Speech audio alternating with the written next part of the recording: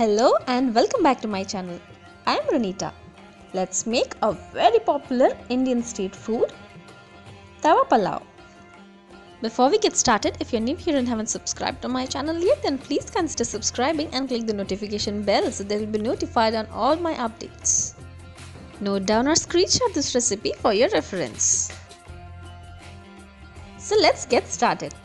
First, prepare rice and keep it aside.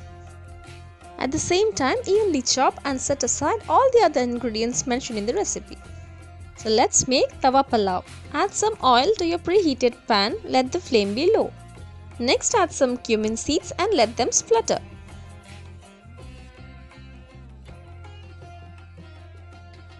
Now add evenly chopped onions and saute until translucent. Once the onions are soft, add finely chopped ginger and garlic. You can also use ginger garlic paste instead.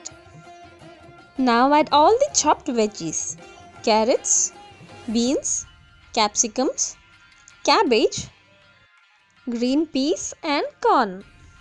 You can add cauliflower, mushrooms, celery, orange, red and yellow bell pepper or any other veggies of your choice.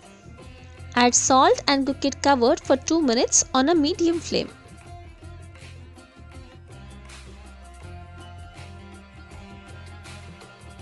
Give it a stir after 2 minutes and add tomatoes. Cover it and further cook it for 2 minutes more after adding tomatoes. The veggies are almost cooked. Now let's add the spices. Add turmeric powder and chili powder and give it a stir. Next, add Bhaji masala powder.